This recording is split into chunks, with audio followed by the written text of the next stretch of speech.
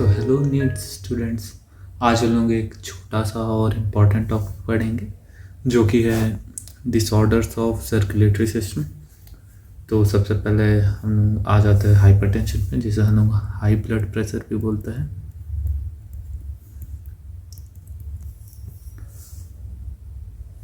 तो सबसे पहले जानते हैं कि नॉर्मल वैल्यू क्या होती है हमारे ब्लड प्रेशर की। सबसे पहले देखते हैं हमारे नॉर्मल बीपी क्या होता है।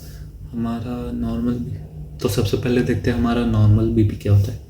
नॉर्मल बीपी सिस्टोलिक होता है 120 और रेंज अगर पूछा जाए तो 100 to 140, और डायस्टोलिक होता है 80 और रेंज अगर पूछा जाए तो 60 to 100। तो यह यूनिट आपको अच्छे से याद रखना है। यूनिट हमारा होता है मिलीमीटर ऑफ मरकरी।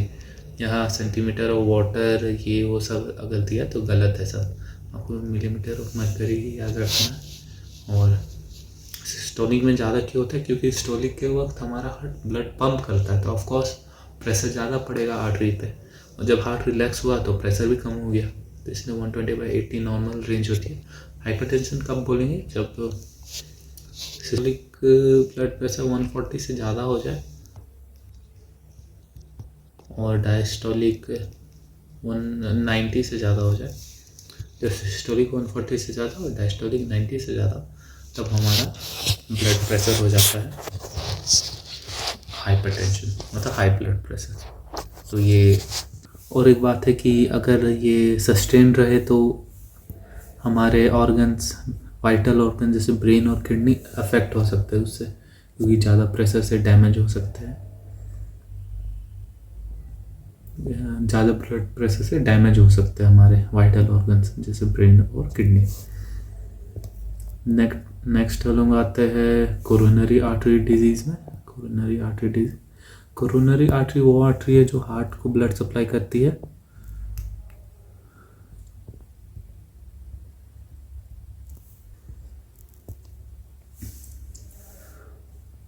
तो वो ऐसे तो ल्यूमेन इसका रहता है वाइड, लेकिन अगर एथरोस्क्लेरोसिस हो गया, मतलब एथरोस्क्लेरोसिस किस कंडीशन को बोलते हैं,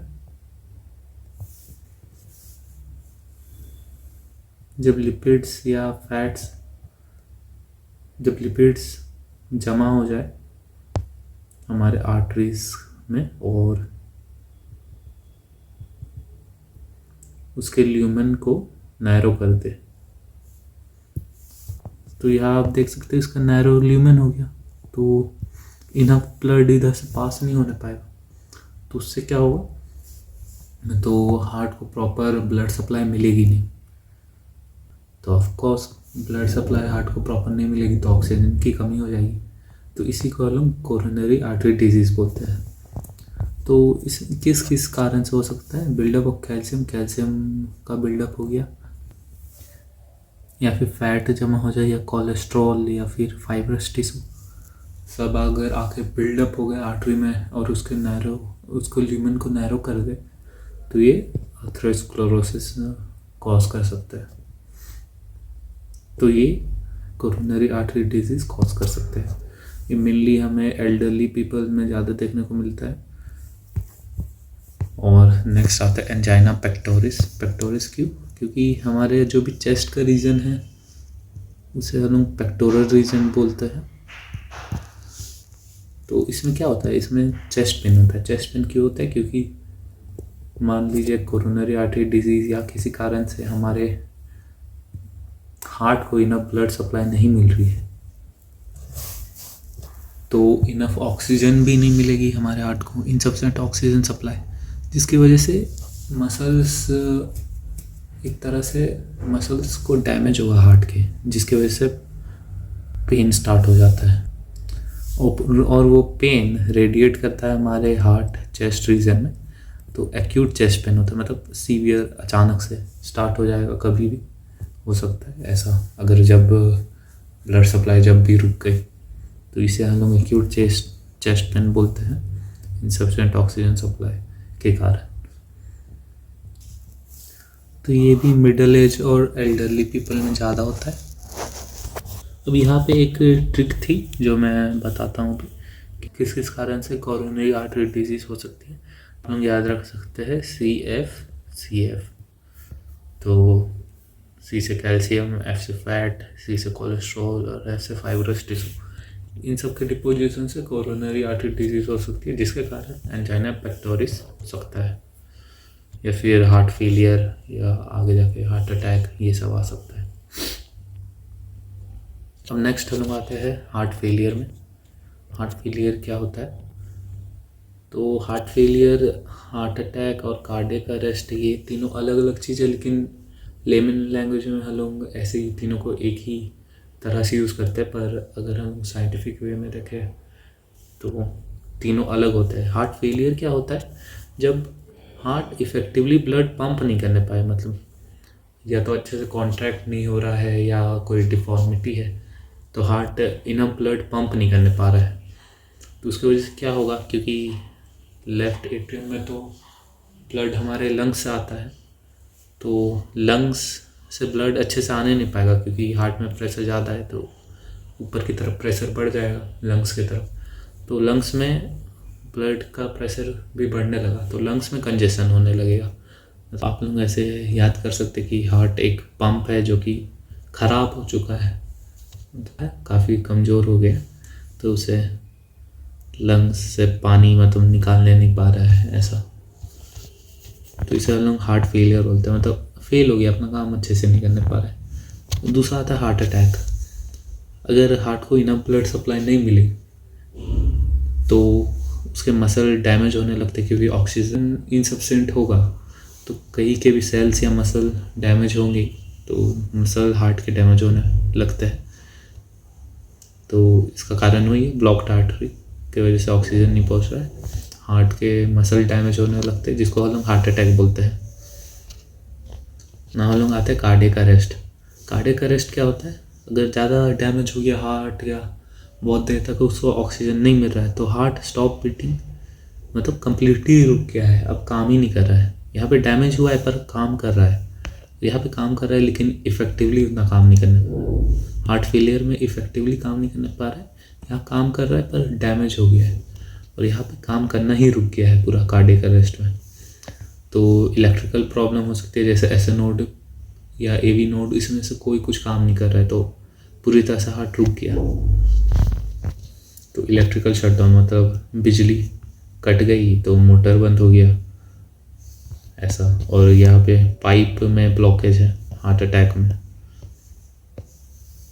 तो यही है तीनों में डिफरेंस बेसिक, तो इतना आपको जानना ही इम्पोर्टेंट है ना। हम लोग रीड कर लेते हैं जल्दी से। Disorders of circulatory system, high blood pressure, hypertension, हम लोग हाइपरटेंशन बोलते हैं, और high blood pressure common people ज़्यादातर यूज़ करते हैं। Hypertension is a term for blood pressure that is higher than normal. Normal होता है 120/80, दिस मेजरमेंट 120/80 mmHg। यहाँ पे आपको यूनिट पे खास ध्यान देना, mmHg है, कोई कभी सेंटीमीटर ऑफ वाटर भी दे सकता है या कुछ भी, एग्जाम में कंफ्यूज करने के लिए mmHg याद रखना है। Millimetres of mercury is the systolic, मतलब सिस्टोलिक जब हार्ट पंप कर रहा है, और pumping pressure, and 80 mmHg is diastolic और रेस्टिंग प्रेशर, मतलब सिस्टोलिक हो गया 120 और 80 हो गया हमारा डायस्टोलिक। ना coronary artery disease, CAD, coronary artery disease often referred to as atherosclerosis. Coronary artery disease को अथेरोस्क्लेरोसिस बोलते हैं हमें ज़्यादातर। Affect the vessel that supply blood to the heart muscles, मतलब कोरोनरी आर्टरी जो कि हार्ट को ब्लड सप्लाई करती है उसको अफेक्ट करता है। It is cause by deposit of calcium, cholesterol and fibrous tissue, तो वही CF ऐसे आप याद रख सकते हैं। Which makes the lumen of the artery narrow, तो ल्यूमेन पतला हो गया, अब इससे इनफ ब्लड पास नहीं हो रहा है। Angina, it is also called angina pectoris, a symptom of acute chest pain appear when no enough oxygen is reaching the heart muscle। तब जब इनफ ऑक्सीजन नहीं पहुंच रहा है ड्यू टू CAD या किसी कारण से, तो चेस्ट में पेन, पेक्टोरल रीजन में हमारे पेन स्टार्ट हो जाता है Angina can occur in men and women of any age, but is more common among middle-aged and elderly. It occurs due to condition that affect the blood flow. मतलब कोई भी condition जो blood flow को affect करे उससे हो सकता है, जैसे CAD. Now heart failure. Heart failure means the state of heart when it is not pumping blood effectively enough to meet the needs of the body. मतलब जब बॉडी की नीड्स को पूरा नहीं करने पाए हार्ट ब्लड इफेक्टिवली पंप करके, तब उसे हम लोग हार्ट फेलियर कहते हैं. मतलब इन ब्लड पुश कर ही नहीं पा रहा ये पंप.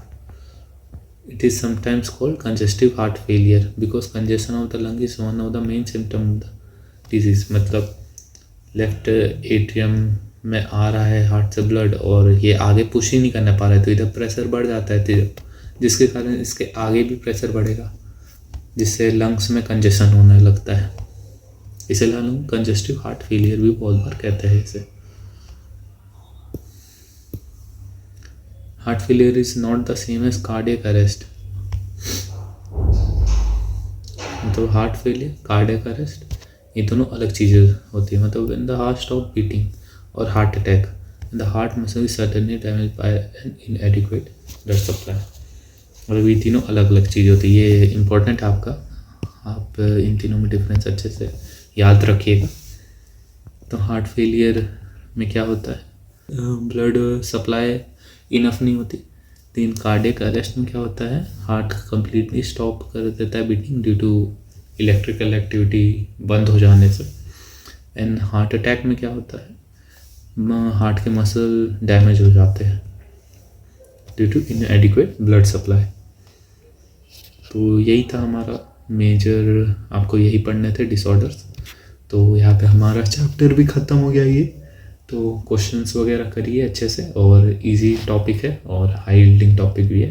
तो थैंक यू वीडियो देखने के लिए. लाइक शेयर और सब्सक्राइब ज़रूर करिए और नेक्स्ट चैप्टर में मिलते हैं. Thank you.